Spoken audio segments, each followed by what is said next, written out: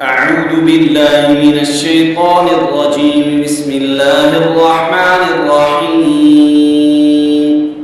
تبارك الذي بيده الملك وهو على كل شيء قدير، الذي خلق الموت والحياة ليبلوكم أيكم أحسن عملا وهو العزيز الغفور، الذي خلق 7 سماوات طباقا ما ترى في خلق الرحمن من تفاوت فارجع البصر هل ترى من فطور ثم ارجع البصر كرتين ينقلب إليك البصر خاسئا وهو حسير. ولقد زينا السماء الدنيا بمصابيح وجعلناها رجوما للشياطين وأعتدنا لهم عذاب السعير.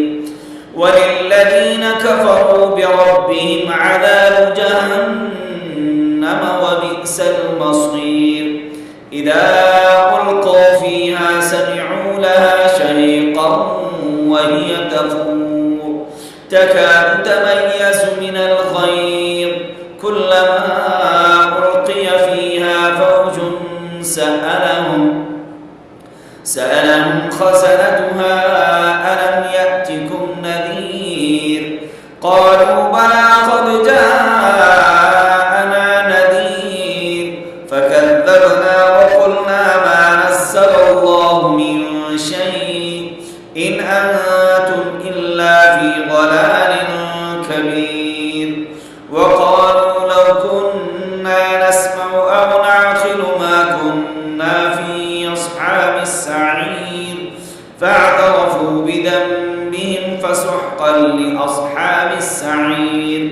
إن الذين يخشون ربهم بالغيب لهم مغفرة وأجر كبير. وأسروا قولكم أو اجهروا به إنه عليم بذات الصدور. ألا يعلم من خلق وهو اللطيف الخبير. هو الذي جعل لكم الأرض ذلولا فامشوا في مناكبها وكلوا من رزقه وإليه النشور. أأمنتم من في السماء أن يخسف بكم الأرض فإذا هي تمور أم أمنتم من في السماء أن يرسل عليكم حاصبا فستعلمون كيف نذير. ولقد كذب الذين من قبلهم فكيف كان نكير.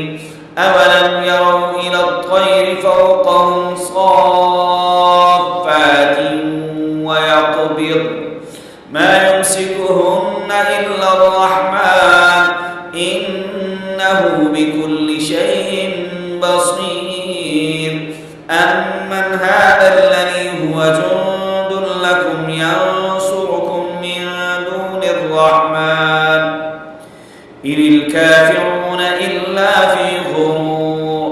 أمن هذا الذي يرزقكم إن أمسك رزقه بل لجوا في عتو ونفور. أفمن يمشي مكبا على وجهه أهدى أمن يمشي سويا على صراط مستقيم.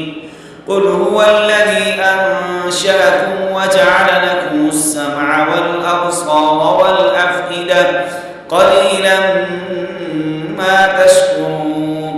قل هو الذي ذرأكم في الأرض وإليه تحشرون. ويقولون متى هذا الوعد إن كنتم صادقين. قل إنما العلم عند الله وإنما أنا نذير مبين. فلما رأوه زلفة سيئت وجوه الذين كفروا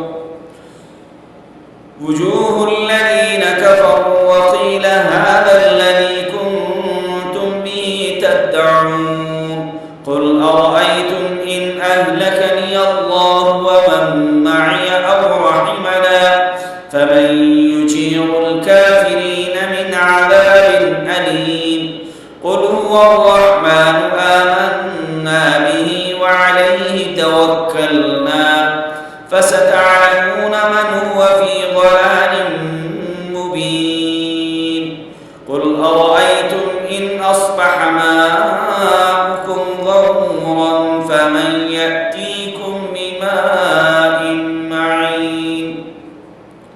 یہ سورة الملک آپ حضرات کے سامنے تلاوت کی ہے. آپ حضرات سورہ ملک بعد المغرب او بعد العشاء پڑھیں. یہ سورة الملک جو رات کو پڑھتا ہے اللہ تبارک و تعالیٰ اس کی بخشش فرماتے ہیں. اور اس سورة الملک کو اگر آپ پڑھ نہیں سکتے تو آپ سنیے ضرور. السلام علیکم.